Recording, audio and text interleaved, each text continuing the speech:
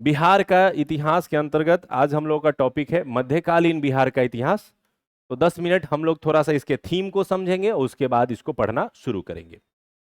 बिहार के इतिहास में यदि हम लोग समझना शुरू करें तो क्या मूल रूप से आपको ध्यान रखना है, ध्यान ये रखना है कि पहले भारत का मध्यकालीन इतिहास पता होना चाहिए।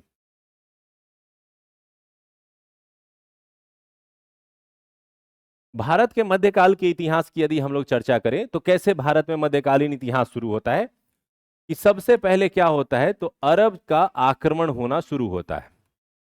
और जब अरब का आक्रमण हो रहा होता है तो उस दौरान बिहार के क्षेत्र में और भारत के क्षेत्र में क्या था, तो राजस्थान के क्षेत्र में राजपूत वंशों का शासन हुआ करता था। बिहार के क्षेत्र में यदि इसी टाइम में देखें तो पाल वंश का शासन हुआ करता था। तो मूल रूप से यही हमको मेन जरूरत है। ये शासन व्यवस्था बिहार के और भारत के क्षेत्र में ज्यादातर जगहों पे थी। फिर इन शासन के आने वाले जो आक्रमणकारी थे उन्होंने देखा कि भारत एक समृद्ध राज्य है, तो यहां से वापस सिर्फ धन लूट के जाने से बेहतर है कि यहीं रुक जाया जाए। नतीजा ये हुआ कि इन अरब क्षेत्र से आने वाले मुसलमानों ने भारत में ही अस्थायी रूप से अपनी शासन व्यवस्था स्थापित करना शुरू किया। और इसी क्रम में एक वंश जो इन्होंने स्थापित किया वो कहलाता है सल्तनत काल। सल्तनत काल का मतलब यह है कि जिस काल में राजा सुल्तान कहलाते थे वो हो गया कौन सा काल, सल्तनत काल। और सल्तनत के अंतर्गत कई वंशों का उदय हुआ, जैसे पहला वंश दास वंश या गुलाम वंश कहलाता है।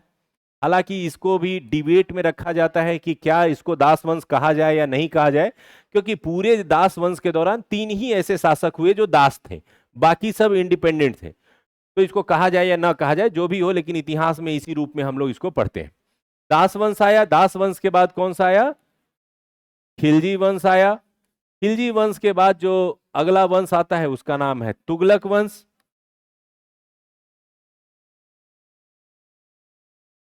उसके बाद जो वंश आता है उसका नाम है सैयद वंश।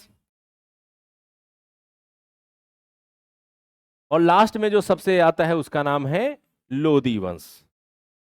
अब इन चारों पांचों वंशों के क्रम में जो शासन किया गया, इनका शासन का मूल केंद्र शुरू होता है पाकिस्तान के क्षेत्र से, लाहौर के क्षेत्र से, और धीरे धीरे इनका शासन का केंद्र दिल्ली की ओर बढ़ते हुए आता है। फिर दिल्ली और आगरा इनके प्रमुख केंद्र बन जाते हैं। नतीजा यह होता है कि इनका शासन का मूल केंद्र भारतीय सीमा क्षेत्रों में उत्तरी भाग में ज्यादा रहा, जिसके कारण इनके शासन के क्रम में बिहार पर बहुत ज्यादा प्रभाव इनका नहीं पड़ा। नतीजा यह होता है कि बिहार से यहां बहुत ज्यादा ऑब्जेक्टिव इस पीरियड का नहीं बन पाता है, क्योंकि सीधे रूप में ये बिहार से बहुत कम जुड़े रहे। क्यों? क्योंकि इनका शासन का केंद्र कहां था, दिल्ली था। इसी कारण से नतीजा यह होता है कि सल्तनत काल समाप्त होता है और इन्हीं के बाद स्थापित होता है कौन सा, मुगल वंश। तो मुगल काल की स्थापना हो जाती है। और जब मुगल काल की स्थापना होती है तो इसके अंतर्गत प्रमुख शासक आने शुरू होते हैं। पहले शासक कौन, बाबर। दूसरे शासक, सॉरी,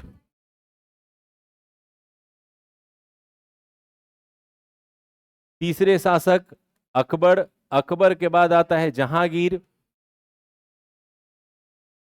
जहांगीर के बाद शाहजहां के बाद औरंगजेब। औरंगजेब के बाद बहादुर, बहादुर शाह फर्स्ट। और बहादुर शाह फर्स्ट के बाद कौन आता है, जहांदार शाह। जहांदार के बाद फर्रुखसियर। तो ये 2-3 जो है नाम यहाँ पे काम के रहेंगे, उसके बाद कहानी खत्म हो जाती। और इस तरह से मुगलों का ये दौर चला। अब मुगलों के दौरान क्या हुआ कि वही स्थिति बिहार की रही जो सल्तनत में था, लेकिन अकबर ने बीच में एक बाजी पलटी और उसने क्या किया कि बिहार पर अभियान करते हुए 1576 ईस्वी में इसने बिहार को जीत लिया।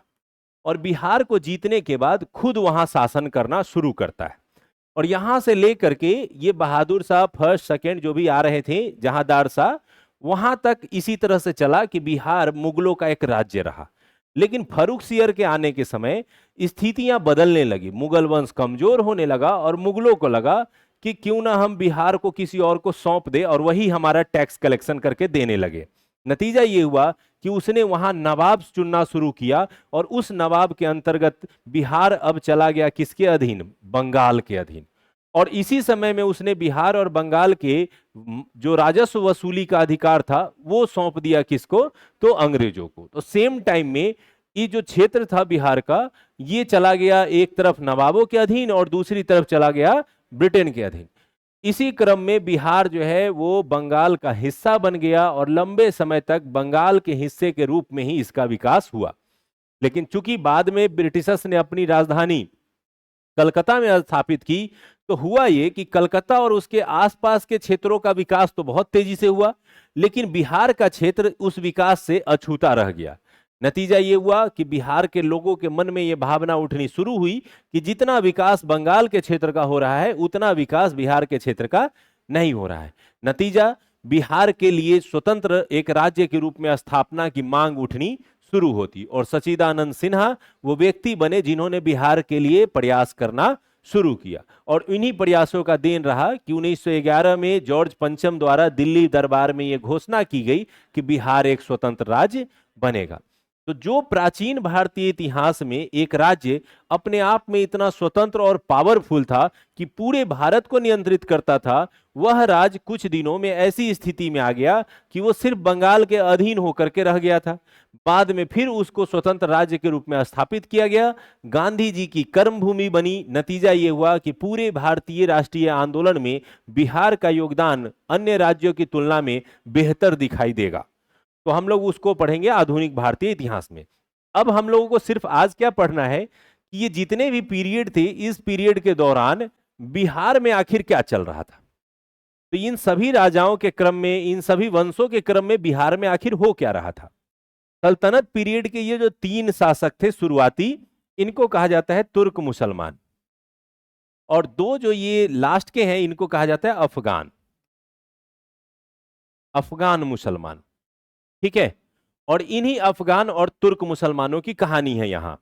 इन्हीं अफगानों में जो अंतिम वंश था उसका नाम क्या था, लोधी वंश। तो बेसिकली बिहार में लोदियों का ही थोड़ा बहुत प्रभाव था। बाबर आता है और बाबर के डर से लोधी लोग भाग करके बिहार आ जाते हैं। बाबर पीछा करते हुए आता है और एक लड़ाई आपने पढ़ी होगी, घाघरा का युद्ध। तो घाघरा का युद्ध कहां होगा, घाघरा नदी के तट पे, और बिहार से सटे हुए सीमा पर ही कौन सी नदी है, घाघरा नदी। और उस पे जब लड़ाई हुई तो लोधी पराजित हो गए, लेकिन लोधियों के कुछ अंश बिहार में छूट गए और उसी अंश से निकलता है शेरशाह सूरी। तो बेसिकली मुगलों के साथ साथ बिहार में जो वंश पनपा उसका नाम था शेरशाह सूरी के नेतृत्व में सूर वंश। तो बिहार में जो हम लोग पढ़ेंगे वो लगभग इसी कड़ी से आपको जोड़ करके पढ़ना पड़ेगा। ऐसा नहीं है कि बिहार का इतिहास अलग से रटिएगा तो आसान हो जाएगा, भारतीय इतिहास के साथ जोड़ के पढ़िएगा तो वो क्या हो जाएगा, आसान हो जाएगा। ठीक है। तो चलिए अब हम लोग शुरू करते हैं। सबसे पहला जो है वो बिहार में है कि जिस प्रकार से भारत में अरबों का आक्रमण हो रहा था, तो उसी अरब आक्रमण के क्रम में मोहम्मद गोरी, नाम सुना है आप लोगों ने, मोहम्मद गोरी, जिसने आक्रमण किया और दिल्ली के क्षेत्र में उसने किसको हराया था, सबसे प्रमुख शासक जिसको उसने हराया, पृथ्वीराज चौहान। तो तराइन का युद्ध जीतने के बाद वो लंबे समय तक आता जाता रहा। बाद में उसको ये फील होने लगा कि यहां रुका जा सकता है। हालांकि वो खुद शासन स्थापित नहीं करना चाहता था, लेकिन वो चाहता था कि हमारे गुलाम ही सही यहां पर शासन स्थापित करे। उसी क्रम में एक उसका गुलाम था कुतुबुद्दीन ऐबक, और कुतुबुद्दीन ऐबक का गुलाम था कौन, बख्तियार खिलजी। तो ऐबक ने दिल्ली के क्षेत्र में अपने आप को मजबूत करना शुरू किया और अपने मजबूती के लिए उसने अपने दासों को यह निर्देश दिया कि थोड़ा अगल बगल भी इलाके देखो। और इसी क्रम में बख्तियार खिलजी जो है, जो ऐबक का दास था, वो बिहार की ओर आता है, बंगाल की ओर जाना चाह रहा था। बंगाल तभी जा सकते थे जब बिहार से क्रॉस करेंगे।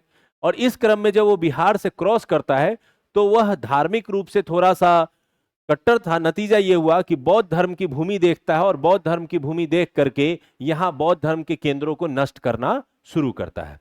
तो यहां से 3-3, 4-4 प्रश्न आए हैं बीपीएससी में। पहला आया है कि बिहार पर आक्रमण करने वाला पहला तुर्क मुसलमान कौन था, कौन होगा, बख्तियार खिलजी। दूसरा, नालंदा विश्वविद्यालय, विक्रमशिला विश्वविद्यालय को किसने नष्ट किया, बख्तियार खिलजी। तीसरा आया है कि नष्ट करने के पश्चात बिहार पर पहला तुर्क अधिकार या मुसलमान अधिकार स्थापित करने वाला शासक कौन था, तो वो भी कौन होगा, बख्तियार खिलजी। 60 से 62वीं बीपीएससी में बख्तियार खिलजी से ही 2 प्रश्न पूछ दिए गए थे, क्योंकि बिहार के मिडाइवल हिस्ट्री में मुश्किल से 4-5 चैप्टर हैं। अगर इंडियन हिस्ट्री से जोड़ लीजिएगा तो अभी ही 10 मिनट में सब याद हो जाएगा। ठीक है, तो यहां से जो 2-3 पॉइंट आते हैं उसको ध्यान रखेंगे। ये किस तरह का मुसलमान है? तुर्क मुसलमान। इसीलिए कई बार आएगा ना, ऑप्शन रहेगा कि बिहार में तुर्क सत्ता की स्थापना किसने की। अब वहां आप सोच रहे हैं कि बख्तियार खिलजी का नाम ही नहीं है इसमें, ये नहीं है, तो बेसिकली तुर्क मतलब वो उसकी मुसलमान प्रवृत्ति को दिखा रहा है कि तुर्की के क्षेत्र से आया था तो वो क्या कहलाया? तुर्क मुसलमान। और जो अफगानिस्तान के क्षेत्र में लंबे समय तक रह गए थे तो अफगान मुसलमान, यानी क्षेत्र के आधार पर उनके क्या किए गए? नामकरण किए गए। तो इसी क्रम में बिहार में तुर्क सत्ता का संस्थापक या वास्तविक स्थापक के रूप में किसको माना जाता है? तो बख्तियार खिलजी। दूसरा, बख्तियार खिलजी कौन था? तो कुतुबुद्दीन ऐबक का क्या था? वो गुलाम या दास था, और उसी के निर्देशों पर वो बिहार और बंगाल की अभियान पे निकला था।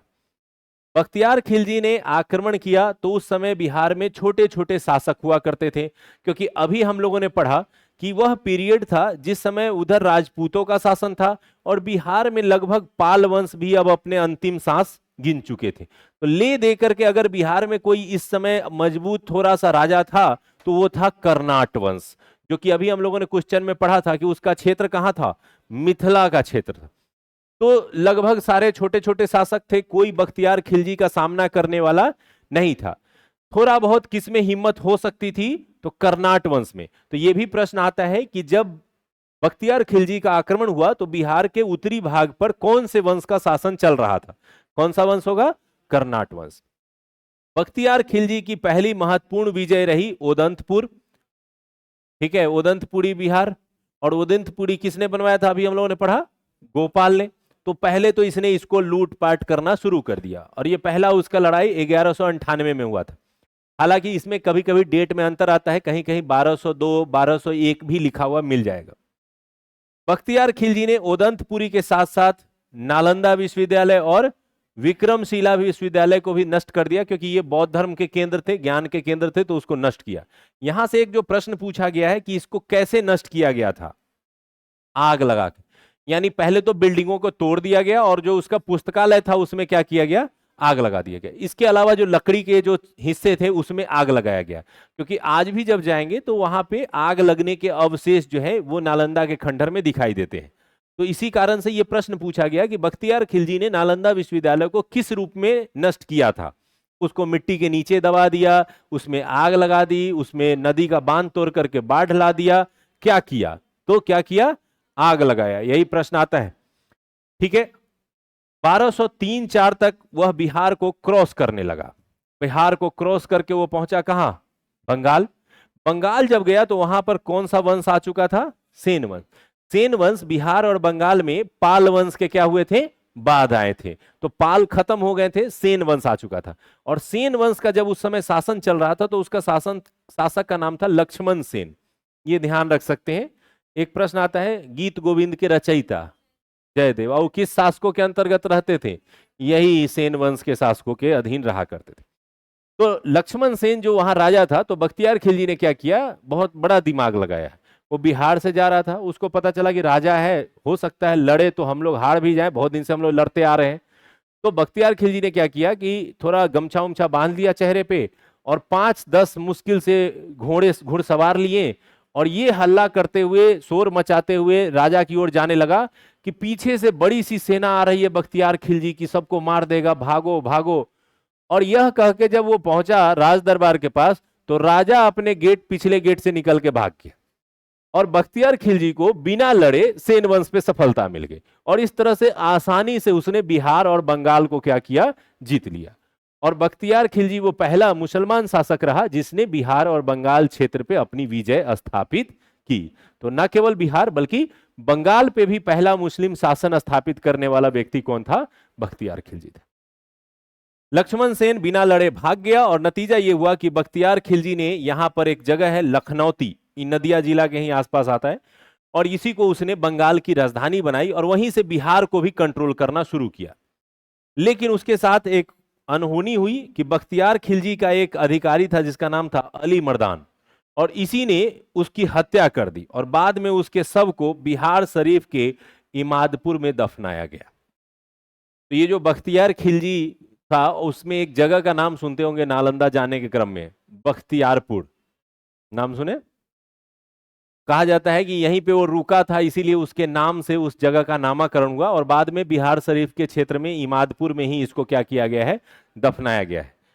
कुछ दिनों पहले मैं एक आर्टिकल पढ़ रहा था, तो उसमें दिया गया था कि ये कितना बड़ा संजोग है कि नालंदा को तोड़ने आया बख्तियार खिलजी, वहां रुका, बख्तियारपुर जगह बना और वो वहां चला गया, और बाद में उसी बख्तियारपुर में एक व्यक्ति का जन्म होता है जो फिर से नालंदा विश्वविद्यालय को पुनर्जीवित करता है। किसकी चर्चा हो रही है? माननीय मुख्यमंत्री नीतीश कुमार जी का, उनका क्षेत्र माना जाता है बख्तियारपुर। तो इस तरह से ये बख्तियार खिलजी की कहानी आपको इसमें से ध्यान रखना है। इसमें से 7-8 पॉइंट है जो कि प्रश्न बनाए जा सकते हैं। नेक्स्ट, इसी के टाइम पीरियड में क्या था? कर्नाट वंश था। कर्नाट वंश पाल वंशों के समाप्त होने की स्थिति में तिरहुत और मिथिला क्षेत्र, तिरहुत और मिथिला का मतलब क्या हो गया? उत्तर बिहार का क्षेत्र। तिरहुत में आता है मुख्य रूप से दरभंगा, मधुबनी, समस्तीपुर और सहरसा, कोसी का जो क्षेत्र है वो, और तिरहुत क्षेत्र में आता है मुजफ्फरपुर, इसके अलावा चंपारण का जो क्षेत्र है वो। ठीक है, तो इस तरह से तिरहुत और मिथिला क्षेत्र पर जो शासन करने वाला वंश था उसका नाम था कर्नाट वंश। इसके संस्थापक कौन थे? तो नान्यदेव। ये 60 से 62वीं बीपीएससी में प्रश्न पूछा गया था, कौन इसके संस्थापक थे। कर्नाटकों ने अपनी राजधानी बनाई थी सिमरावगढ़, जो कि वर्तमान समय में नेपाल में पड़ता है। ठीक है, यानी नेपाल तक कर्नाट वंश का क्या था? शासन था। क्यों होगा? क्योंकि नेपाल में जहां पहाड़ शुरू होता है ना, बेसिकली पहले वहां से नेपाल शुरू होता था, गोरखा लोग वहां रहते थे, और जितना भी मैदानी इलाका बिहार से जुड़ा हुआ है, जिसको आज के समय में मधेसी कहा जाता है, सुना है वर्ड आपने? कि बिहार के बाहर जो नेपाल का तराई इलाका, मैदानी इलाका है, जिसमें बिहार की बोली भाषा वाले लोग रहते हैं, उनको नेपाल में क्या कहा जाता है? मधेसी कहा जाता है। तो बेसिकली वो सारा मधेसी हिस्सा जो है वो किसके अंतर्गत हुआ करता था? कर्नाट वंश के अंतर्गत हुआ करता था। बख्तियार खिलजी जब बिहार पर अभियान किया था, जब हम लोगों ने पढ़ा कि नालंदा विश्वविद्यालय तोड़ रहा है विक्रमशिला विश्वविद्यालय, तो उस समय इस कर्नाट वंश का शासक था जिसका नाम था नरसिंह देव। तो ये प्रश्न एक बन सकता है कि जिस समय में बख्तियार खिलजी ने बिहार पे अभियान किया, उस समय कर्नाट वंश का राजा कौन था? नरसिंह देव। नरसिंह देव को लगा कि इसके सामने हम टिक नहीं सकते हैं। नतीजा ये हुआ कि उसके आक्रमण करने से पहले ही इन्होंने गिफ्ट भेजना शुरू कर दिया कि ये लीजिए सोने चांदी, और मान लीजिए कि हम हार चुके हैं। और नतीजा ये हुआ कि उसने नजराना और भेंट दे करके मना लिया बख्तियार खिलजी को, और बख्तियार खिलजी ने उसको शासन करने के लिए छोड़ दिया। तो लगभग दक्षिण बिहार पर अभियान करके अधिकार किया बख्तियार खिलजी ने, और बंगाल पे अधिकार किया, और उत्तर भारत में अपने अधीन कर्नाटक को ही शासन करने का मौका दे दिया। तो इसमें नाम किसका ध्यान रखना है? नरसिंह देव का। कर्नाट वंश पर तुर्क शासक या सेनापति तुगरिल तुरन की अभियान होती है, जिसकी चर्चा जो है तिब्बत धर्म स्वामिनी ने की है। ये एक प्रश्न आया हुआ है, प्रीवियस ईयर का है, इसको ध्यान रख सकते हैं। इसके बाद क्या हुआ कर्नाट वंश के साथ? तो दिल्ली में सुल्तान के साथ कर्नाट वंश का संबंध जो है वो नजराना और भेंट का रहा।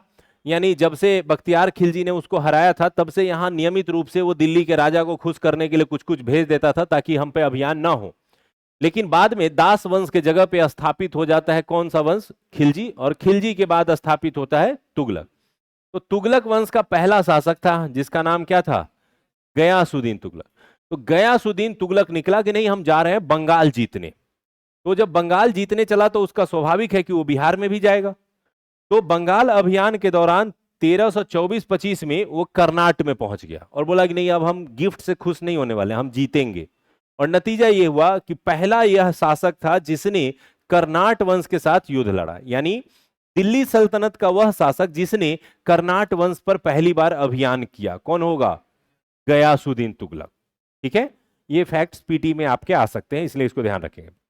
गयासुद्दीन तुगलक के अभियान के समय कर्नाट वंश का जो शासक था वो हरि सिंह देव था।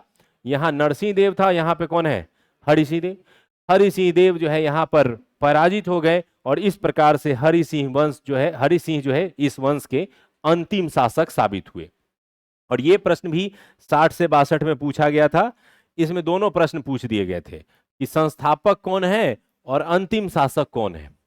ठीक है, तो 2 शासक के नाम और बीच में एक नरसिंह देव का नाम, 3 शासक यहां से महत्वपूर्ण है।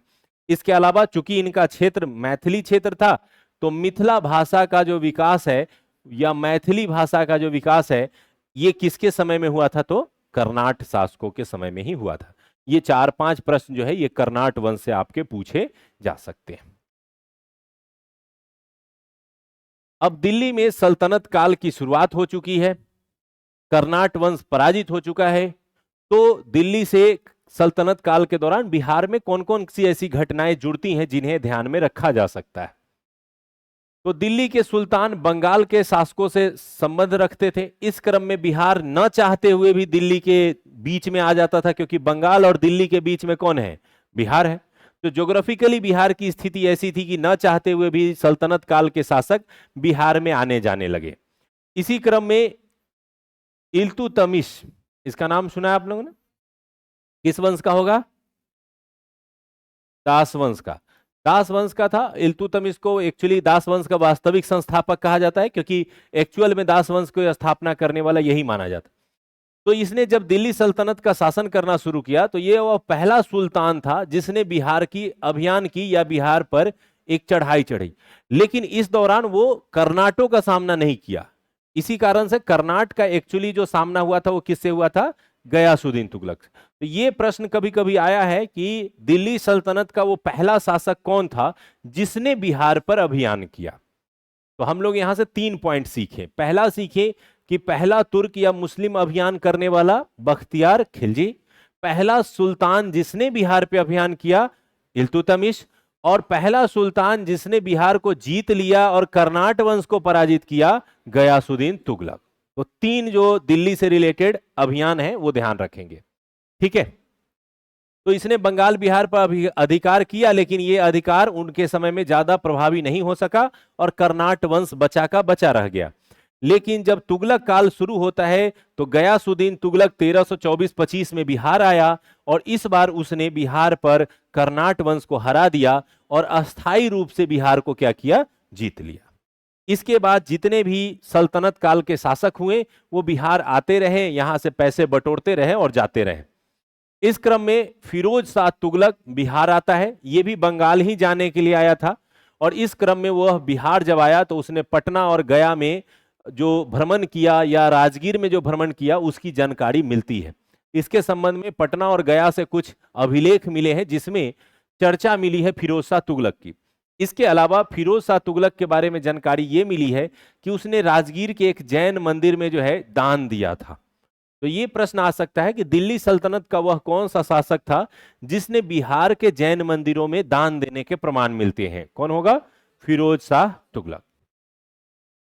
तुगलक काल में जो बिहार था उस बिहार की राजधानी बिहार शरीफ हो चुकी थी, क्योंकि उत्तर भारत का प्रभाव कर्नाट वंश के खत्म होने के कारण कम हो गया था। तो राजधानी कहां थी? बिहार शरीफ थी। यह भी प्रश्न बन सकता है। और बिहार शरीफ चूंकि उस समय बौद्धों का एक बहुत बड़ा केंद्र था, भले ही नालंदा विश्वविद्यालय तोड़ दिया गया था, लेकिन अभी भी बौद्ध धर्म से जुड़े हुए लोगों का संगठन मुख्य रूप से नालंदा के क्षेत्रों में ही प्रभावी था। तुगलक काल में बिहार के प्रशासकों में सबसे महत्वपूर्ण नाम मलिक इब्राहिम का आता है, जिसको मलिक बयां के नाम से भी जाना जाता है। और ये जब मृत्यु हो जाती है तो इनका मकबरा बनाया गया है बिहार शरीफ में। तो ये कभी कभी प्रश्न आता है कि मलिक बयां जो है वो किससे संबंधित था? तो तुगलक काल का यहां पर एक प्रकार से वो राज्यपाल या प्रांतपति कहलाता है, वो था तुगलकों का। और उसके मृत्यु के पश्चात आज उसका मकबरा भी बिहार में ही मौजूद है। और बिहार में कहां मौजूद है? तो बिहार शरीफ में, ठीक है। तो अभी तक 2 मकबरे ध्यान हो गए होंगे। एक तो खुद मड़ा कौन? बख्तियार खिलजी, और दूसरा मलिक बयां का चर्चा आता है, प्रश्न में पूछा गया है। 13वीं शताब्दी में एक किताब की रचना होती है मिनहाज ए सिराज, और तबकाते नासिरी। मिनहाज ए सिराज ने की रचना की तबकाते नासिरी, और इसी में पहली बार बिहार शब्द का प्रयोग होना शुरू हुआ था। और यहीं से फिर बिहार शब्द बिहार के साथ जुड़ गया और नाम हो गया। तो ये प्रश्न भी आता है कि बिहार का बिहार नाम किसने दिया था? तो अरब क्षेत्र से आने वाले मुसलमानों ने ही बिहार का नाम क्या था? बिहार दिया था। और इसका पहला ऐतिहासिक विवरण साहित्यिक रूप से किस में मिलता है? तो तबकाते नासिरी में मिलता है, जो कि किसकी रचना है? मिनहाज ए सिराज की रचना है, ठीक है। तो ये इस चैप्टर के कुछ इंपॉर्टेंट पॉइंट थे। अब आते हैं बिहार में अफगान शासन। अब चूंकि दिल्ली में मैं बताया कि शुरू के जो 3 वंश थे सल्तनत काल के, वो क्या थे? तुर्क थे, और बाद के जो 2 थे वो क्या थे? अफगान थे। तो दिल्ली में जैसे ही अफगान शासन शुरू हुआ तो उसी की जड़ें कहां फैलनी शुरू हो गई? बिहार में। दिल्ली में सिकंदर लोदी का शासन चल रहा था 1495-96 में, और उसी समय में एक दरिया खान नुहानी करके व्यक्ति थे जो कि एक अफगान मुसलमान थे। उनको बनाया गया बिहार का राज्यपाल और भेजा गया, चूंकि ये भी अफगान थे लोदी, तो उन्होंने भी अफगान मुसलमान को ही बिहार का क्या बना दिया? सेनापति या बिहार का प्रभारी, और बोला जाके वहां तुम सरकार के बदले में यानी सल्तनत के बदले में शासन करो। और दरिया खान नुहानी ने यहां जो वंश स्थापित किया उसको क्या नाम देंगे? नुहानी वंश। तो यह भी प्रश्न आ सकता है, बिहार में नुहानी वंश का संस्थापक कौन होगा? तो जो पहला शासक होगा वही संस्थापक होगा। तो दरिया खान नुहानी ने यहां शासन करना शुरू किया। बाद में वहां इब्राहिम लोदी आया, और इब्राहिम लोदी की लड़ाई किससे होती है? पानीपत का पहला युद्ध किसके किसके बीच हुआ? बाबर और इब्राहिम लोदी। अब बाबर ने क्या किया? इब्राहिम लोदी को पराजित कर दिया, इब्राहिम लोदी मारा गया। नतीजा यह हुआ कि जो अफगान के कुछ सरदार थे वो भाग के आए दरिया खान नुहानी के पास, मदद करो मदद करो, उधर से मुगल आ गए हैं, अब हमारे पास कोई ऑप्शन नहीं है। बाबर को यह पता चला कि जो लोग यहां से भाग के गए हैं ये कल होकर के बिहार में एकजुट होकर के फिर आ सकते हैं दिल्ली में बदला लेने। तो बाबर पीछे पीछे पहुंच गया, कहां भागोगे, हम तो आएंगे। नतीजा यह हुआ कि जो घाघरा का नदी तट है जो कि बिहार और उत्तर प्रदेश का सीमा बनाता है, तो उसी घाघरा नदी के तट पे क्या हुआ? लड़ाई हुई, जिसको हम लोग कौन सा युद्ध कहते हैं? घाघरा का युद्ध। बाबर ने 4 लड़ाई लड़ी, पहला पानीपत, दूसरा खानवा, तीसरा चंदेरी, और चौथा। तो ये जो घाघरा का युद्ध हुआ ये किसके किसके बीच हुआ? तो बाबर और अफगान के बीच, और अफगान ही थे ये, नुहानी भी और लोदी भी। तो लोदी के जो बचे हुए अंश थे वो यहां आ गए। इब्राहिम लोदी की मृत्यु के बाद दरिया खान नुहानी का पुत्र बहार खान नुहानी शासक बना। दूसरी ओर अफगान शासक महमूद लोदी, जो कि इब्राहिम लोदी के बाद शासक बन सकता था, वो भी भाग करके कहां आ चुका है? बिहार। अब बाबर से बचने के लिए बिहार आया, लेकिन बाबर ने पीछा करते हुए 1529 ईस्वी में कौन सी लड़ाई लड़ी? घाघरा का युद्ध। और इसमें बिहार के इन अफगानों को उसने पराजित कर दिया। पराजित होने के बावजूद भी, चूंकि बाबर की मृत्यु कब हो जाती है? तो 1530 में। तो अभी उसने अपने सरकार को या शासन को मजबूत किया भी नहीं था कि उसकी मृत्यु हो गई। नतीजा यह हुआ कि अफगान के लोगों को लगा कि फिर से मौका है, जब तक नया शासक अच्छे से गद्दी संभालेगा तब तक अपनी शक्ति को क्या कर लेते हैं? बढ़ा लेते हैं। और बिहार में फिर से जो अफगान शासक थे वो फिर से उभरने शुरू हो गए, पराजित होने के बावजूद भी। और इसी स्थिति में उदय होता है किसका?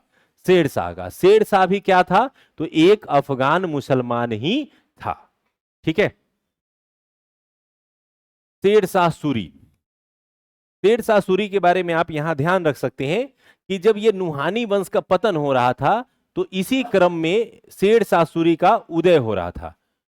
और ये बहार खान नुहानी का आपने नाम सुना होगा। बहार खान नुहानी वह व्यक्ति था जिसने शेरशाह को शेर खां की उपाधि दी थी। ये कई बार एग्जाम में प्रश्न आया हुआ है, हालांकि कभी कभी वह नुहानी की जगह लोहानी लिखा हुआ रहता है। देखा है या नहीं देखा है? प्रीवियस ईयर पढ़ा करो यार, प्रीवियस ईयर नहीं पढ़ोगे तो नहीं समझ में आएगा। सिंपल सा है, पढ़ने का एक सबसे मेन फंडा यही होता है। आप किताब पढ़िए, चैप्टर पढ़िए, जो भी पढ़िए, ट्यूशन पढ़िए, कोचिंग पढ़िए, नोट्स पढ़िए, लेकिन क्वेश्चन बनाइए। सब पढ़ने का मूल उद्देश्य क्या है? प्रश्न बनने चाहिए। सब आता है, प्रश्न बनता ही नहीं है, तो कोई मतलब नहीं है उस पढ़ने का। कम आता है, सब बना लेते हैं, बहुत बढ़िया, आप ही का नौकरी होगा। तो ये ना टैलेंट हुआ कि नहीं आता है लेकिन हम ही पास करेंगे, ये हुआ टैलेंट। तो उसके लिए क्वेश्चन बनाना पड़ता है, और क्वेश्चन बनाइएगा तो उससे क्या होता है, आपके मतलब इंद्रियों में ये शक्ति आ जाएगी कि आप लाइन देखेंगे और आपको वो एक्सरे करके बता देगा कि ये वाला क्वेश्चन पूछा जा सकता है। यानी चैप्टर पढ़े नहीं कि उसमें समझ में आने लगेगा कि ये पॉइंट पूछा जा सकता है, ये वाला पूछा जा सकता है, ये तो पहले ही पूछ लिया है, ये तो हमने पढ़ा था। तो इसीलिए प्रश्नों को देखना चाहिए, ताकि उससे ये शक्ति आपके अंदर डेवलप होती है कि जब चैप्टर पढ़ते हैं तो उस चैप्टर में आसानी से आप पिक कर पाएंगे कि इस पूरे चैप्टर से ये 20 प्रश्न हमको लगते हैं कि बन सकते हैं। और इसी कारण से आप ज्यादा से ज्यादा प्रश्नों को सही कर पाएंगे। अदरवाइज क्या होगा कि आप चैप्टर कहानी की जगह पढ़ जाएंगे, आपको पता ही नहीं चलेगा कि इस चैप्टर में कौन वाला पॉइंट क्वेश्चन बन सकता था और कौन बन चुका है। वो तभी समझ में आता है जब क्या करते हैं हम लोग, प्रीवियस ईयर बनाते हैं। ठीक है, अब ये जो किताब लिखी हुई है जो आप पढ़ रहे हैं, ये बेसिकली मैंने ही लिखी है और उसमें सिर्फ वही लाइनें हैं जो प्रश्न आएगी। इसके अलावा एक भी आलतू फालतू लाइन मैंने उसमें डाला ही नहीं था। हमारी टीम के कुछ लोगों ने बोला कि सर थोड़ा और मोटा करते हैं, पतला लग रहा है, बच्चों को लगेगा कि कम चीज है इसमें। हम बोले यही क्रीम है, दूध कोई कितना भी छान के पिएगा, ये क्रीम पी लेगा, उसको दूध से ज्यादा पावर दे देगा, बशर्ते कि उतना ब्रेन लेवल हो कि इसको पचा पाए। इसको पचा कैसे सकते हैं, तो मैंने क्या बताया, जब तक आप इंडियन हिस्ट्री नहीं समझ रहे हैं, ये आपको यादें नहीं होगा, समझे में नहीं आएगा, आप उसको कोरिलेट नहीं करेंगे तो कुछ नहीं समझ में आएगा। क्योंकि इसमें सीधे सीधे लाइन है, मतलब पूरा सल्तनत में से 4 लाइन है। अब इस 4 लाइन को समझने के लिए आपको सल्तनत समझ में आना चाहिए कि दास वंश, खिलजी वंश, लोधी वंश, ये सब, और वो नहीं समझ में आ रहा है तो ये 4 लाइन तो भूल ही जाइए, वो 4 दिन में भूल जाइएगा। ठीक है, तो इसलिए आपको प्रश्नों को समझने आना चाहिए। तो मेरे अंदर वही हुआ कि जब हम पढ़ते थे तो चीजों को पढ़ने के अलावा प्रश्नों पे ज्यादा मेहनत करते थे। उसका नतीजा ये हुआ कि मेरे पास ये क्षमता हो गई थी कि अगर मैं चैप्टर देखूं तो चैप्टर में मैं पकड़ लेता था कि यहां से 10 प्रश्न आ सकते, इसके अलावा इस चैप्टर का कोई भी चीज काम का नहीं है, वो पढ़िए ना पढ़िए सब चलेगा। और उसी कारण से मैं थोड़ा कम पढ़ करके ज्यादा कलेक्ट कर पाता था, यानी कम समय दे करके ज्यादा चीजें निकाल सकता था। तो इसीलिए आप लोगों को मैं कहूंगा कि प्रश्न जरूर बनाइएगा। तो शेरशाह सूरी की कहानी शुरू करते हैं। तो शेरशाह सूरी के बारे में है, इसका जन्म हुआ था 1486 में। इसके पिता का नाम था हसन खां, और हसन खां कौन थे, तो सासाराम के एक जागीरदार थे, जो कि उन्हीं नुहानियों के अंदर में क्या करते थे, सासाराम में जागीरदार का काम करते थे। हसन खां से शेरशाह सूरी की बनती नहीं थी। उसका बेटा जो शेरशाह सूरी था उसका पुराना नाम क्या था, फरीद। तो वो क्या किया कि वहां से नौकरी छोड़ करके आ गया और बहार खां नुहानी, जो कि अभी हम लोगों ने पढ़ा कि दरिया खां नुहानी का क्या था, बेटा था, तो उसके यहाँ आकर के उसने नौकरी करनी शुरू कर दी। तो नौकरी के क्रम में एक दिन वो शिकार पे गया। शिकार पे गया तो एक शेर आ गया अचानक। तो शेर आ गया तो इसके पास एक तलवार थी, इसने तलवार चलाई, वो मर गया एक ही तलवार में। तो राजा खुश कि इसने तो मेरी जान बचा दी शेर से, और वहीं से उसको टाइटल मिला क्या, शेर खान। तो किसने दिया, बहार खां नुहानी ने, जो बेसिकली अफगान शासक था बिहार का। शेर खां नुहानियों के पतन के बाद अब क्या हुआ कि नुहानियों के साथ हमला हो चुका था, बाबर ने बहुत हद तक तहस नहस कर दिया था। नतीजा ये हुआ कि कुछ ही दिनों में बहार खां नुहानी की मृत्यु हो गई। तो मृत्यु हो गई तो एक वैक्यूम क्रिएट हुआ, एक कोई प्रॉपर राजा नहीं था जो नुहानियों का स्थान ले पाए। तो शेर खां जो उस समय तक उपाधि ले चुका था, उसको लगा कि मेरे लिए एक अच्छा मौका है राजा बनने का। उसने क्या किया कि जो बहार खां नुहानी की विधवा बेगम थी जिसका नाम था दूदू बेगम, दो को बेगम नहीं है, एक ही है जिसका नाम क्या है, दूदू था, तो उससे उसने क्या किया, विवाह कर लिया। अब विवाह करने का नतीजा ये हो गया कि न चाहते हुए भी ये घोषित हो गया कि अब राजा कौन बनेगा, तो शेर खां। बेसिकली शेर खां ने इसी उद्देश्य से किया ही था विवाह कि हम न चाहते हुए भी, यानी कोई चाहे ना चाहे हम तो राजा बन जाएंगे। नतीजा ये हुआ कि वह बिहार का अफगान शासक बनकर के शामिल हो गया। अब इस क्रम में सबसे बड़ा खतरा यदि बिहार में कुछ था तो वो था हुमायूं का, क्योंकि बाबर के जाने के बाद राजा कौन बन चुका है, हुमायूं। अब हुमायूं दिल्ली से देख रहा है बिहार में ये शक्ति के रूप में उभर रहा है, तो वो धीरे धीरे हुमायूं इससे बदला लेने की कोशिश कर रहा है। और दूसरी ओर शेर खां अपने आप को यहां शक्तिशाली बनाने में जुटा हुआ है।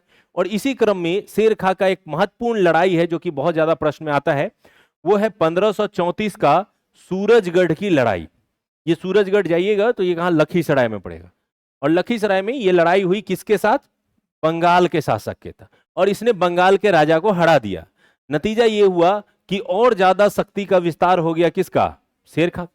अब ये बात हुमायूं को धीरे धीरे खटकने लगी कि अगर ऐसा चला तो ये तो यहां पावरफुल हो जाएगा और कल आकर के दिल्ली पे भी हमला कर सकता है। और शेर खां को यह पता था कि यदि मुगल शासक हमारे ऊपर हमला करेंगे तो अभी भी मेरी शक्ति इतनी ज्यादा मजबूत नहीं है कि हम मुगलों का क्या कर पाए, सामना कर पाए। तो इसने उसको ऑफर दिया कि हम प्रतिवर्ष जो है आपको कुछ टैक्स भेजेंगे, आप बदले में हमको क्या कीजिए कि बिहार का और बंगाल का शासन करने की आजादी दे दीजिए। हुमायूं ये चाहता नहीं था, क्योंकि हुमायूं को डर था कि यदि ये राजा भविष्य में यदि ताकतवर हो गया तो ये हम पे आ सकता है हमला करने। नतीजा ये हुआ कि हुमायूं ने हार दार करके यह निर्णय लिया कि चलते हैं, अब बहुत दिन हो गया, अब जरूर इसको हरा के आएंगे। हुमायूं की सेना पहुंच गई बंगाल की ओर। बंगाल पहुंची तो एक जगह है, कहां पे पहुंचा? चौसा। तो चौसा में जब जा रहा था, है तो वो बिहार में, तो वो लड़ाई के लिए जब बिहार और बंगाल के क्षेत्र में आ रहा था तो बारिश शुरू हो गई, बारिश का मौसम था। तो उसने क्या किया कि टेंट उंट लगाया नदियों के किनारे, अपना टेंट उंट लगा करके कि जब बारिश उरिश छूट जाएगा तब हम लोग आक्रमण करेंगे। नतीजा ये हुआ कि बिहार की बरसात और बंगाल की बरसात तो फेमस है, चारों तरफ पानी ही पानी, सारा टेंट उंट में पानी घुसना शुरू हो गया। अब यहां से निकला शेरशाह सूरी, जो कि कहां पर रहता था? सासाराम में। अब वो बोला कि अब बरसात आ गया ना, अभी भाग भी नहीं पाएंगे। नतीजा ये हुआ कि उस बरसात के बीच में जब हुमायूं रिलैक्स है, 2 महीने से टेंट लगा के इंतजार कर रहा है कि बारिश छूटेगा, जबकि बिहार में मानसून पहले आते थे, तो इसका मतलब क्या होता था? 2-4 महीने तो सिर्फ बारिश ही होंगी। नतीजा ये हुआ कि इस बीच में शेरशाह ने प्लान बनाया कि उसके हमला करने से पहले हम लोग हमला करें। और नतीजा ये हुआ कि चौसा की लड़ाई 1539 में हुई, और इस लड़ाई में शेरशाह सूरी ने हुमायूं को भागने के लिए क्या किया? विवश कर दिया। हुमायूं भागा। अब इसको लगा कि जब वो दिल्ली पहुंच जाएगा तब तो उसके पास शक्ति हो जाएगी, तो पीछे पीछे चलते हैं, जहां भेटा जाएगा फिर लड़ेंगे। और रास्ते में ही फिर से कन्नौज और बिलग्राम में 1540 में क्या हुआ? युद्ध हुआ। और इस युद्ध में भी हुमायूं क्या हो गया? पराजित हुआ। तो 2 युद्ध यहां पे इंपॉर्टेंट है जिससे प्रश्न आते हैं। पहला 1539 चौसा का युद्ध, और दूसरा 1540 कन्नौज बिलग्राम का युद्ध। और इस दोनों ही युद्धों में हुमायूं को क्या किया? उसने पराजित किया। दूसरे युद्ध में पराजित होने के बाद हुमायूं को दिल्ली छोड़ना पड़ा, और दिल्ली में जाकर के शेरशाह सूरी ने एक वंश की स्थापना की जिसका नाम क्या पड़ा? सूरवंश। और यहीं पे उसने शेरशाह सूरी की उपाधि ली थी। शेर खां की उपाधि दरिया खान नुहानी ने दिया, और यहां बहार खान नुहानी ने दिया, जबकि शेरशाह सूरी जो सूरवंश के रूप में आता है वो किस युद्ध के बाद लेता है? तो वो लेता है कन्नौज के बिलग्राम युद्ध के, यहां पे शेरशाह की उपाधि लिया था चौसा के बाद, और उसी शेरशाह की उपाधि के बाद उसने क्या किया? सूरवंश की स्थापना की।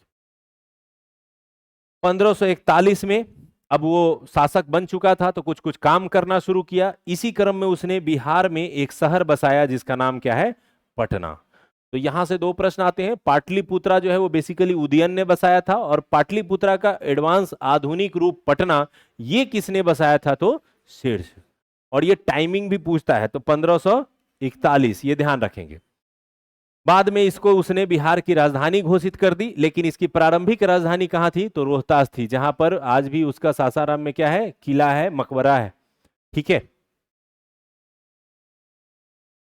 शेरशाह ने 1543 ईस्वी में रायसीन पर, 1544 में मारवाड़ पर हमला किया, सब में जीत गया। 1545 में पहुंचा वो कलिंजर की अभियान करने। इस दौरान जब कलिंजर पे वो गोला चलवाने की कोशिश कर रहा था तो गोला आगे जाने के बजाय पीछे आ गया। नतीजा ये हुआ कि गोला फट गया, और गोला फटने से शेरशाह सूरी फट गए और उनका मृत्यु हो गया। और इस तरह से शेरशाह सूरी जो कुछ बेहतर कर सकते थे, क्योंकि उनके 5 वर्ष के शासन को इतना ज्यादा अहमियत दिया जाता है कि कहा जाता है कि वो अकबर के अग्रणी थे। यानी अकबर ने जो कुछ भी सीखा वो बेसिकली इनके 5 साल के किए गए कार्यों से सीखा, और इसी के सिस्टम को उसने लागू किया, और वो इतना सफल और महान राजा कहलाया जो इसने 5 वर्षों में करके दिखाया था। तो यदि इसको और मौका मिलता तो और बेहतर प्रशासन स्थापित कर सकता था। शेरशाह ने अपने जीवन काल में ही सासाराम में अपने लिए जो है मकबरा बनवाना शुरू कर दिया था, क्योंकि उसको पता था कि हमारे बच्चे थोड़े से उस कैटेगरी के हैं जो न बनवाए। दूसरा, इस समय तक एक धारणा आ चुकी थी कि मकबरा जो है वो बेसिकली ऐसा होना चाहिए जो स्वर्ग का फीलिंग दे। उसका मानना यह था कि उस समय तक ये धारणा बन चुकी थी कि स्वर्ग जो है वो एक ऐसी जगह है जो प्राकृतिक जगह है, जहां झील है, जहां पौधे हैं, जहां हरियाली है, जहां फूल है, जहां खुशबू है, और वहां पर लोग जाते हैं। तो इसीलिए अब ऐसे मकबरे बनने शुरू हो गए थे जो जहां से पानी भी हो, जहां पौधे भी हो, जहां हरियाली हो। तो इसने अपने लिए कैसा मकबरा बनाना शुरू किया? अब सासाराम आपको पता है कि बिहार में, दक्षिणी बिहार थोड़ा सा कम जाना जाता है बारिश के लिए, तो इसने क्या किया? अपने से गड्ढा खुदवाया, बड़ा सा। अब बोला कि झील बनेगा और इस झील के बीच में मेरा मकबरा रहेगा, ताकि रात में जब हवा चले तो थोड़ी ठंडी ठंडी हवा लगती रहे। और इस उद्देश्य से उसने कृत्रिम झील के बीच में क्या किया, मकबरे का निर्माण किया। और यह भी एक दो बार प्रश्न आया है कि उसके मकबरे का स्थान कहां रहा है, तो सासाराम। हालांकि वो मकबरा पूरा करवाता, इससे पहले ही उसकी मृत्यु हो गई। नतीजा ये हुआ कि उसके मकबरे का बचा हुआ कार्य उसके पुत्र इस्लाम शाह ने पूरा करवाया था। इस मकबरे की खासियत यह है कि ये इंडो इस्लामिक आर्ट पे बनाया गया है, यानी भारतीय आर्ट कल्चर और इस्लामिक आर्ट एंड कल्चर दोनों को मिलाकर के इसमें क्या किया गया है, बनाने का कार्य किया गया है। और इसके अंतर्गत जो बन करके तैयार हुआ वह एक अष्टकोणीय इस तरह का मकबरा तैयार हुआ है चारों तरफ से, और बीच में जो है यहां पर ये डेड बॉडी को दफनाया गया है। तो इस तरह से ये मकबरा जो है अष्टकोणीय है, लाल बलुआ पत्थर का उपयोग किया गया है, और भारतीय इतिहास में एक अलग ही तरह का इसको आर्ट एंड कल्चर की दृष्टि से देखा जाता है। तो काफी ज्यादा इंपॉर्टेंट माना जाता है आर्किटेक्ट सेक्टर में इस मकबरे को। शेर शाह का जो किला था वो कहाँ था, रोहतास में, और प्रारंभिक राजधानी इसने रोहतास को ही रखा था। लेकिन बाद में पटना की स्थापना के बाद बिहार की राजधानी कहाँ शिफ्ट हो गई, पटना शिफ्ट हो गई। इसके अलावा भूमि में जब्ती प्रणाली, ये क्वेश्चन आता है अकबर से भी जोड़ के पूछा जाता है। ये एक प्रकार का भूमि को माप करके उस पर टैक्स लगाने की प्रणाली थी, और ये पहली बार शुरू किया था शेर शाह सूरी ने। बाद में इसको अकबर ने अपनाया और सबसे ज्यादा पॉपुलर हो गया। ठीक है, जो टोडरमल वगैरह जो स्थापित करते हैं वो बेसिकली शेर शाह सूरी के द्वारा ही चलाया गया व्यवस्था था। शेर शाह का शासनकाल सुव्यवस्थित शासन प्रणाली के जाना जाता है।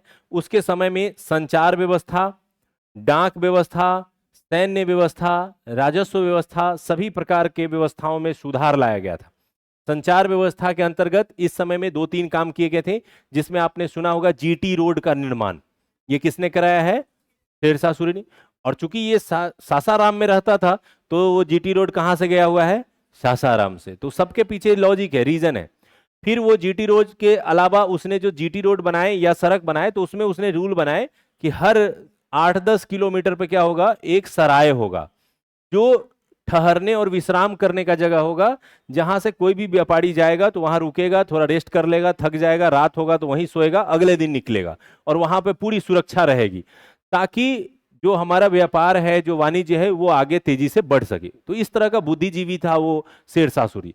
तो उसने संचार व्यवस्था को शुरू किया, साथ ही साथ उसने डाक व्यवस्था, और डाक व्यवस्था में स्पीड पोस्ट की व्यवस्था शुरू की।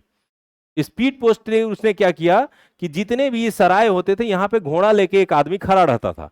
यदि किसी सूचना को जल्दी पहुंचाना है तो वो घोड़ा लिया और तेजी से अगले सराय तक पहुंचा, वहां दिया, वो वहां से घोड़ा लिया, और एक दिन में बिहार से सूचना दिल्ली। ये स्पीड पोस्ट और डाक व्यवस्था उसने स्थापित की थी। बाद में इसी डाक व्यवस्था को ब्रिटिश ने स्थापित किया, डलहौजी ने, और हम लोग उसको ज्यादा श्रेय देते हैं। सैनिक व्यवस्था के अंतर्गत सेना को मजबूत करना, थोड़ा सेना को रेगुलाइज करना, नगद वेतन देना, इस तरह के सुधार किए थे। और राजस्व व्यवस्था में मैंने अभी बताया कि उसने जब्ती प्रणाली की शुरुआत की थी। शेर शाह सूरी की जब मृत्यु हो गई तो मृत्यु के बाद उसका पुत्र जलाल खां इस्लाम शाह का उपाधि लेता है और शासन करना शुरू करता है। लेकिन ज्यादा समय तक ये लोग शासन नहीं कर पाए, और 1555 में एक युद्ध हुआ जिसका नाम है मच्छीबाड़ा का युद्ध, और दूसरा सरहिंद का युद्ध।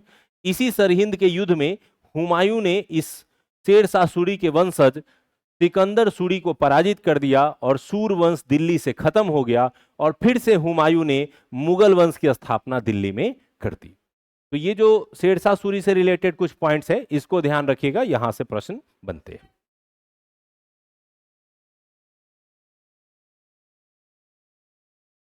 पाकिस्तान वाला छोड़ दीजिए, शेर शाह सूरी का नहीं रहेगा, वो किसी और का बनाया हुआ होगा। जब भी शेर शाह सूरी का आएगा तो वो या तो दिल्ली में बनाएगा या फिर बिहार में, क्योंकि उसके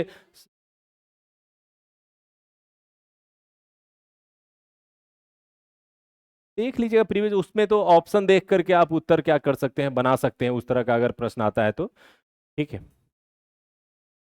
ये एक बस ध्यान रख सकते हैं, चेरो वंश, जैसे अभी हम लोग स्थानीय वंश पढ़ रहे थे, तो जैसे एक कर्नाट वंश था, उसी तरह से एक बिहार में चेरो वंश की स्थापना हुई थी। बेसिकली ये जनजातियों से संबंधित वंश था। इनका मूल क्षेत्र पलामू था, जो कि झारखंड में पड़ता है। लेकिन बिहार के भी कुछ इलाकों में ये वंश स्थापित हुआ था। जैसे आरा का जो क्षेत्र था वहां पर ये वंश की स्थापना हुई थी और चेरो वंश के नाम से इसको जाना जाता है। इसमें से जो इंपॉर्टेंट क्वेश्चन आ सकता है कि चेर वंश का मुख्यालय बिहार के जो अंदरूनी भाग है उसमें कहाँ था, तो बिहिया एक जगह है भोजपुर में, जो वर्तमान में एक ब्लॉक क्षेत्र भी है, तो वही इसका मूल केंद्र हुआ करता था। और इस वंश का जो सबसे प्रमुख शासक हुआ वो था मेदिनी राय। तो बाकी ज्यादा प्रश्न नहीं आता है। और चेरो और उज्जैन के शासक के बीच में एक लड़ाई हुई थी जिसमें चेर वंश जीत गए थे और मेदिनी राय ने अच्छा प्रदर्शन किया था, तो ये एक ध्यान रख सकते हैं। तो चेरो वंश से रिलेटेड एक प्रश्न आया था कि इसका संबंध किस राज्य क्षेत्र से है, तो बिहार और झारखंड इसका मूल क्षेत्र है। अब आते हैं मुगल और बिहार। तो मुगल में दो तीन चीजें तो हम लोगों ने पढ़ ली कि बाबर के समय में बिहार में क्या हुआ और हुमायूं के समय में बिहार में क्या हुआ। अब आगे बढ़ते हैं कि हुमायूं के बाद कौन आएगा, अकबर। तो क्या हुआ कि शेर शाह सूरी जब मर गया तो उसके वंशज भी धीरे धीरे समाप्त हो गए। नतीजा यह हुआ कि शेर शाह सूरी के समय में बिहार में अफगान शासकों को आगे बढ़ने का मौका मिला और इस क्रम में कुछ अफगान फिर से बिहार में एक स्वराज्य की स्थापना करते हैं और ये जो राज्य स्थापित हुआ उसको कहा गया करारानी वंश। जब दिल्ली में लोदी वंश चल रहा था तो बिहार में था नुहानी वंश, और जब दिल्ली में अकबर का शासन था तो बिहार में क्या था, करारानी वंश। ठीक है, ये ध्यान रखिएगा। तो क्या हुआ कि शेर शाह की मृत्यु के बाद बिहार में सूर्यवंश खत्म हुआ, दिल्ली में भी खत्म हो गया, मुगल वंश की स्थापना हो गई।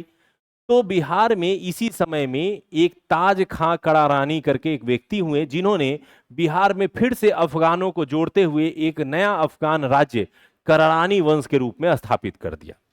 अब ये करारानी वंश के लोग बिहार में अकबर से नहीं डरते थे, क्योंकि इनको लगा कि जिस तरह से हुमायूं आया गया तो अकबर भी आएगा जाएगा। लेकिन धीरे धीरे अकबर का प्रभावशाली होते हुए देखते हैं तो ये लोग सोचते हैं कि मिला जुला करके काम कर लेते हैं। नतीजा ये होता है कि ताज खां करारानी ने अकबर के प्रति शुरू के समय में थोड़ा सम्मान की नीति अपनाई और साल में एक बार टैक्स भेज देता था। नतीजा ये हुआ कि अकबर खुश रहा। जब ताज खां करारानी की मृत्यु हुई तो उसका बेटा आया जिसका नाम था दाऊद खां करारानी। यही सबसे इंपॉर्टेंट है इस चैप्टर का, ये प्रश्न आता है, ये क्वेश्चन आया हुआ है कि जब बिहार पे हमला किया था अकबर ने तो उस समय बिहार पर शासन कौन कर रहा था, दाऊद खां करारानी। ठीक है, तो दाऊद खां करारानी के टाइम में क्या हुआ कि वहां से अकबर जो है वो फिर एक्सपेक्ट कर रहा है कि अभी भी आएगा टैक्स। दाऊद खां करारानी ने कहा नहीं, पिताजी जो गलती करते थे वो हम नहीं करेंगे, हम आपको टैक्स नहीं देंगे। जब हम अपना स्वतंत्र शासन कर रहे हैं, सारा मेहनत हम कर रहे हैं, तो आपको किस बात का हिस्सा दें। अब इस बात से अकबर दुखी होता है और अकबर ने बिहार पर अभियान किया। अकबर ने जो बिहार पर अभियान किया, ये अभियान हुआ था 1576। ये प्रश्न बीपीएससी के ऑलरेडी पूछे हुए प्रश्नों में शामिल है कि मुगल साम्राज्य में बिहार को कब शामिल किया गया, कौन सा वर्ष होगा, 1576। उसने बिहार पे अभियान किया, पटना को जीत लिया और दाऊद खां करारानी बिहार छोड़ करके भाग गया। तो जो इतना बड़ा जो डींगे हाँक रहा था कि अकबर आएगा तो हम देख लेंगे, वो उसके आने के ही नाम पे बिहार छोड़ करके भाग गया था। ये मुझे याद आ रहा है कि लगभग 2014-15 में शायद प्रश्न ये पूछा गया था, बीपीएससी में नहीं पूछा गया था लेकिन बिहार के ही किसी एग्जाम में यही प्रश्न पूछा गया था कि वह कौन बिहार का शासक था जो अकबर के डर से बिहार छोड़ के भाग गया था।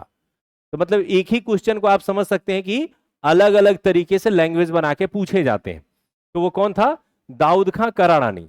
नतीजा ये हुआ कि दाऊद खां करारानी बिहार का अंतिम अफगान शासक सिद्ध हुआ और इसके बाद बिहार जो है वो डायरेक्टली किसके अंदर चला गया, मुगलों के अधीन, और बिहार से हमेशा के लिए अफगान वंशों का पतन हो गया।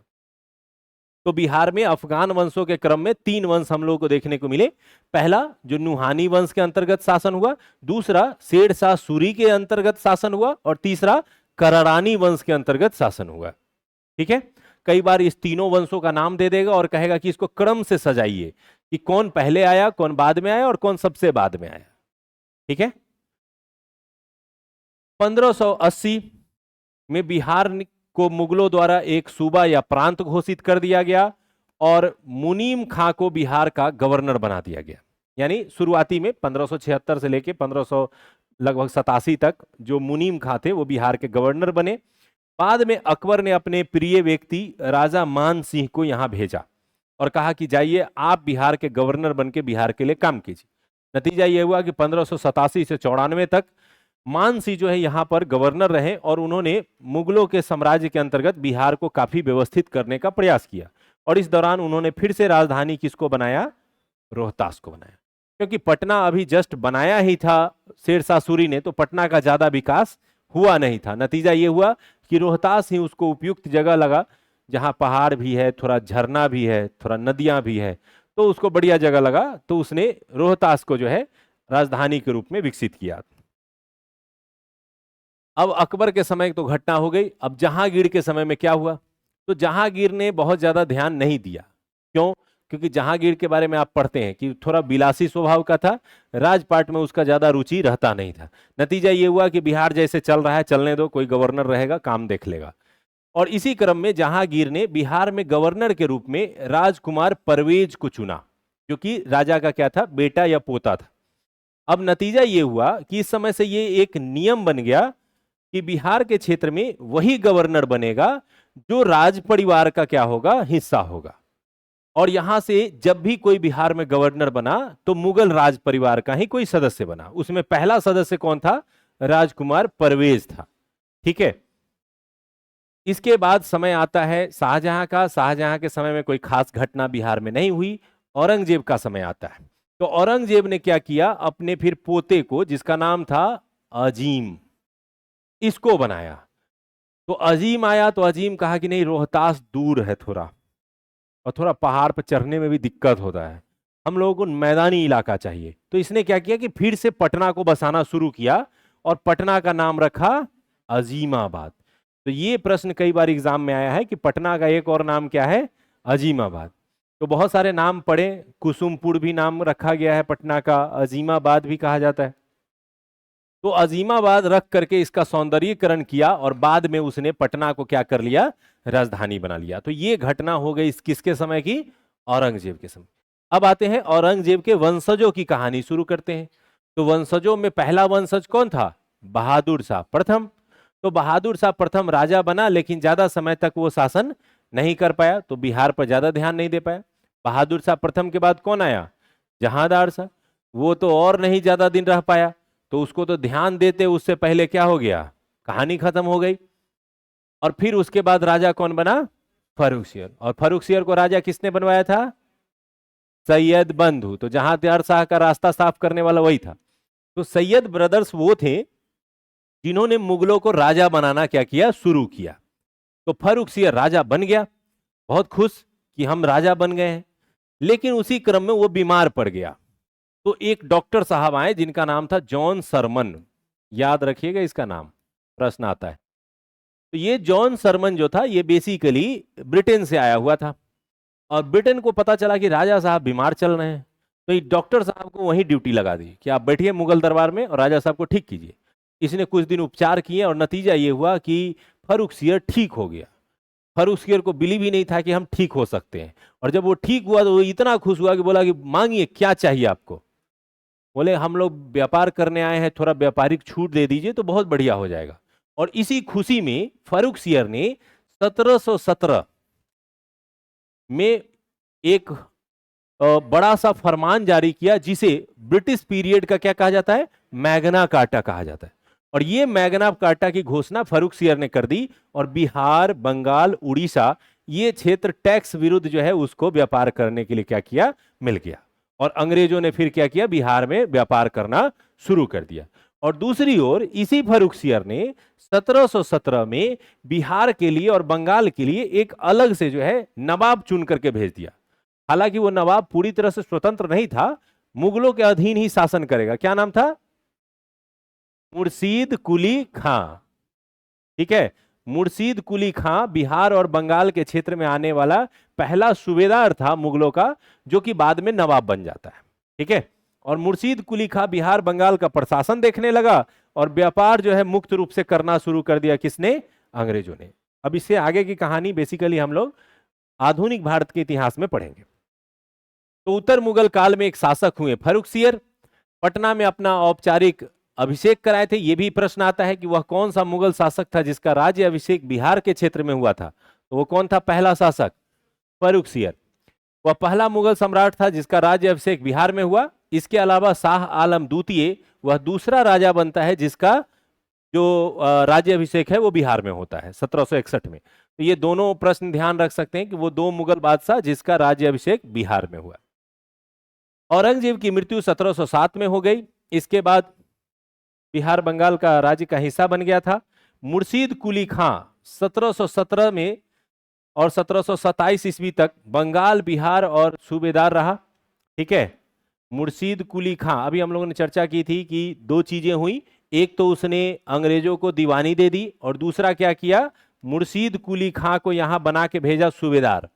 तो ये 1717 से लेकर 1727 तक यहाँ का सूबेदार बना रहा। बंगाल, उड़ीसा और बिहार, ये तीनों का जो है क्षेत्र इसने देखना शुरू किया। बाद में उसने अपने अधीन एक आदमी रखा जिसका नाम था अलीवर्दी खां, और उसको 1733 में कहा कि तुम जाओ और बिहार का तुम देखो, हम इधर बंगाल का देख रहे हैं, तुम मेरे नीचे बिहार देखो। और ये प्रश्न बीपीएससी ने पूछा है कि अलीवर्दी खां को बिहार का नायब सूबेदार कब बनाया गया था? 1733 में। अलीवर्दी खां एक तरह का सैन्य सिपाही था जिसका योग्यता देखते हुए उसने उसको नायब सूबेदार बना करके बिहार में भेज दिया। इसने देखना शुरू किया।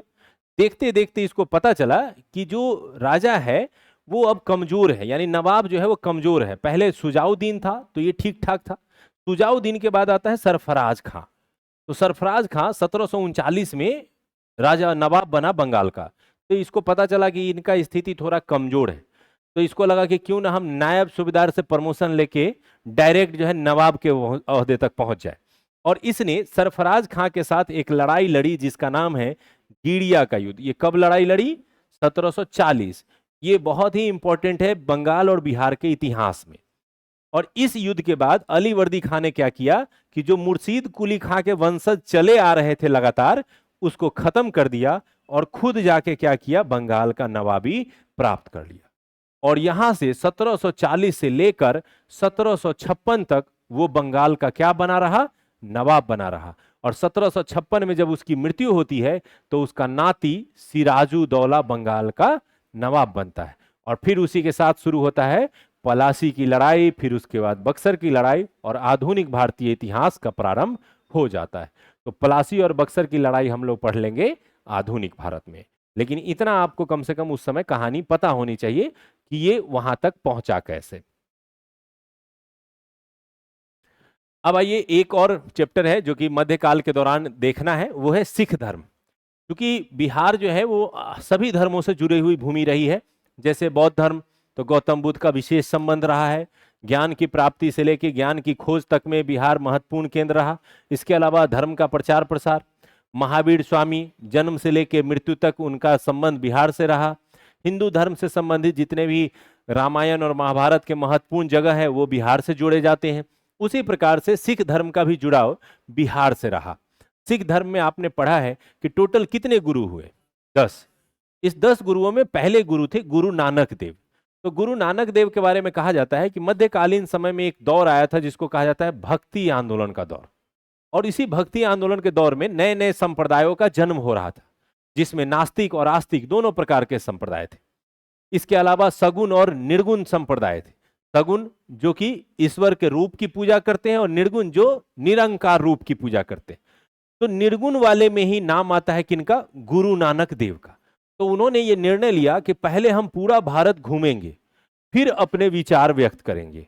तो उसी भारत के भ्रमण के क्रम में वो बिहार आए। बिहार आए तो गया, राजगीर, पटना, जो प्रमुख जगह और स्थान थे जो अलग अलग धर्मों से जुड़े थे, उनकी यात्राएं उन्होंने की। तो सिख गुरुओं में बिहार आने वाले पहले गुरु गुरु नानक देव। दूसरा कि गुरु नानक देव जब यहां आए थे तो उन्होंने अपने भ्रमण के दौरान राजगीर की यात्रा की। राजगीर में बहुत सारे कुंड थे, और आप जानते हैं कि राजगीर किस लिए फेमस है? तो गर्म कुंड के लिए फेमस है। तो वहां पे उन्होंने एक जगह प्यास लगी तो उन्होंने एक गर्म कुंड को हाथ लगाया और पानी को थोड़ा ठंडा किया, और फिर उससे उन्होंने पानी पी, और वो बन गया नानक कुंड। तो अभी आप जाएंगे राजगीर, तो राजगीर में एक कुंड है जो कि एक दार्शनिक स्थल और धार्मिक स्थल है। वो कौन सा है? नानक कुंड। और नानक कुंड वहां एक ऐसा कुंड है जो ठंडा है, बाकी जितने कुंड है वो क्या है, गर्म है। और ये मुझे पता चला जब मैं गुरुद्वारा में गया था और उन्होंने उस गुरुद्वारे से वो पानी पिलाया मुझे कि ये वाला नानक जी ने यहीं पे पानी पिया था और इनको उन्होंने हाथों से ठंडा किया था। तो ये मुझे जानकारी वहीं पे मिली कि ये आस्था और धारणा जो है ये सिख धर्म में जुड़ी हुई है। तो अभी जाएंगे तो गुरुद्वारा है वहां पे, उसी गुरुद्वारा के कैंपस में वो क्या है, कुंड है। तो इस तरह से वह बिहार आने वाले पहले सिख गुरु थे, वो कौन हो गए, गुरु नानक देव। फिर क्या हुआ, अन्य गुरुओं का स्थान तो सिख क्षेत्र था, सिख क्षेत्र का मतलब पंजाब क्षेत्र। नतीजा ये हुआ कि सिख गुरु धीरे धीरे अपने धर्म को आगे बढ़ाने लगे। इसी क्रम में राजनीतिक क्षेत्र में मुगलों का वर्चस्व जो है वो बढ़ता जा रहा था। अब हुआ ये कि अकबर जो है वो बहुत लेट से मरे। लेट से मरने का मतलब है कि कितने साल शासन किए, 50 साल के आसपास नहीं, 1556 में दूसरे पानीपत के युद्ध के समय बने और 1605 में जाके क्या होते हैं, उनकी मृत्यु होती। बेटा जहांगीर इंतजार करते करते करते करते परेशान है कि पिताजी जाएं तो हम गद्दी पे बैठे। अब नतीजा ये हुआ कि जैसे ही पिताजी 1605 में जहांगीर बैठा तो उसका बेटा था खुसरो। वो बोला कि पिताजी अब आपकी उम्र हो गई है, डायरेक्ट पोते को दीजिए मौका, आप हटिए, ये बीच का एक हम लोग एस्केप कर देते हैं। और जहांगीर खुद उतने दिन से इंतजार कर रहा था, बोला भागता है कि नहीं तुम यहां से। और इस क्रम में जो खुसरो है वो भाग के पहुंच गया पंजाब के क्षेत्र में। गुरु अर्जुन देव उस समय 5वें सिख गुरु थे, उनसे वो गया मिला, गुरुदेव मैं खुसरो, तो खुश रहो। अब यही उनकी गलती हो गई कि खुसरो को उन्होंने क्या कह दिया, खुश रहो। ये बात किसी ने जहांगीर को बता दी, किसी गुरु तो उसको आशीर्वाद दे रहे हैं कि खुश रहो तुम जीत जाओ। अब इसी ईर्ष्या में और गुस्से में जहांगीर ने क्या किया, 5वें गुरु गुरु अर्जन देव को फांसी की सजा दे दी। अब यहां से शुरू हो गया सिख धर्म और मुगलों की दुश्मनी। और इस दुश्मनी के क्रम में सिखों ने यहां से न केवल गुरु परंपरा को आगे बढ़ाया, धीरे धीरे उन्होंने राजनीतिक शक्ति को भी मजबूत करना शुरू किया। सैन्य व्यवस्था लागू मजबूत शुरू की, क्योंकि उनको मुगलों से अपने धर्म को और अपने साम्राज्य को अब बचाना था। और यही कारण है कि यहां से जितने आपको राजनीतिक गुरु दिखाई देंगे वो धार्मिक गुरु के साथ साथ राजनीतिक गुरु के रूप में भी आगे बढ़ने लगे। बढ़ते क्रम में 9वें गुरु आते हैं, गुरु तेग बहादुर। उस समय औरंगजेब शासक बन चुका था और औरंगजेब तो जहांगीर से कई कदम आगे था और कट्टर वो शासक माना जाता था। तो गुरु तेग बहादुर को लगा कि संभवतः हमारा सामना होगा, जिस तरह की गतिविधियां या व्यवहार है औरंगजेब का, एक दिन हमारा आमना सामना होने वाला है। तो इसी बीच में उन्होंने तय किया कि आने वाली पीढ़ी को बचाना होगा और उन्होंने अपनी पत्नी गुजरी देवी को बिहार पटना पहुंचा दिया। और बिहार पटना पहुंचाने के क्रम में वो बिहार आए। तो बिहार आए थे, पटना आए थे और उन्होंने जो अभी वर्तमान में जो पटना सिटी का क्षेत्र है वहां पर उन्होंने अपने परिवार को यानी गुजरी देवी को वो छोड़ करके चले गए। उस समय गुजरी देवी गर्भवती थी। वो गए वापस और जाने के बाद औरंगजेब से सामना हुआ और औरंगजेब ने दिल्ली के शीशगंज में उन्हें मृत्यु की सजा दी। और वही नाम जहां पर उनका सर धड़ से अलग किया गया था वो जगह बन गया दिल्ली में शीशगंज। वहां शीशगंज गुरुद्वारा भी है जो कि गुरु तेग बहादुर को समर्पित है।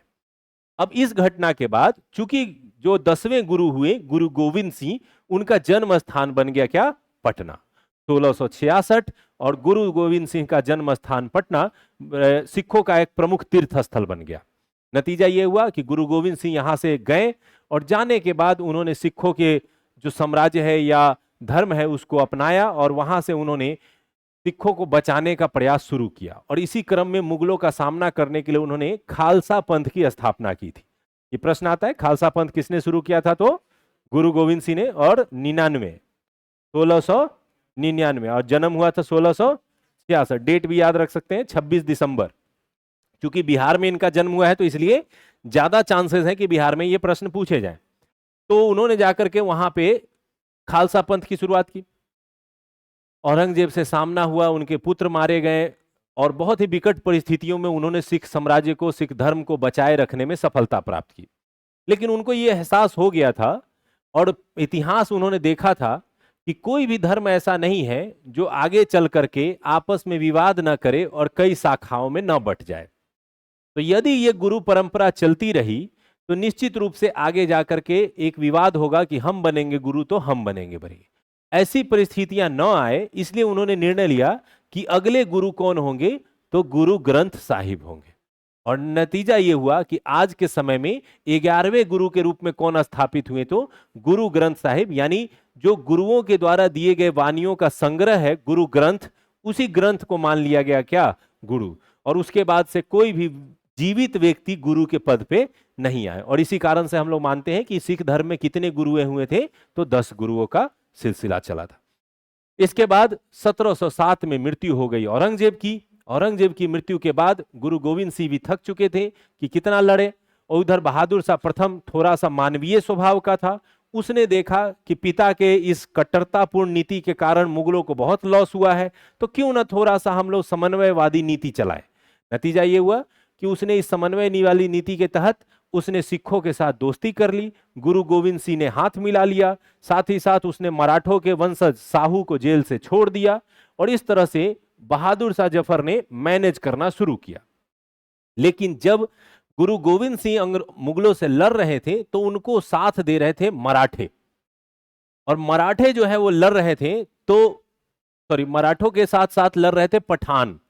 तो पठान जो लड़ रहे थे, जब इन्होंने हाथ मिलाया तो इस बात से वो नाराज हो गए कि भाई इतना दिन से हम आपके साथ लड़ रहे थे, दोस्ती करने गए तो कम से कम पूछते, आपने बिना पूछे दोस्ती कर ली। और इसी गुस्से में आकर के एक पठान ने 1608 में उनकी हत्या कर दी। और ये प्रश्न कई बार पूछा जाता है कि उनकी मृत्यु कैसे हुई थी, तो 1708 में हुई थी। कहां हुई थी, नादेर महाराष्ट्र में, और एक पठान ने की थी। और ये जगह जहां पर गुरु गोविंद सिंह का जन्म हुआ था, वहां पर बनाया गया क्या, हरमिंदर साहब पटना साहिब जो है गुरुद्वारा, जो कि बनवाया किसने, महाराजा रणजीत सिंह ने। तो ये सिख धर्म से जुड़ा हुआ कुछ कहानी का क्षेत्र बिहार से जुड़ा रहा है।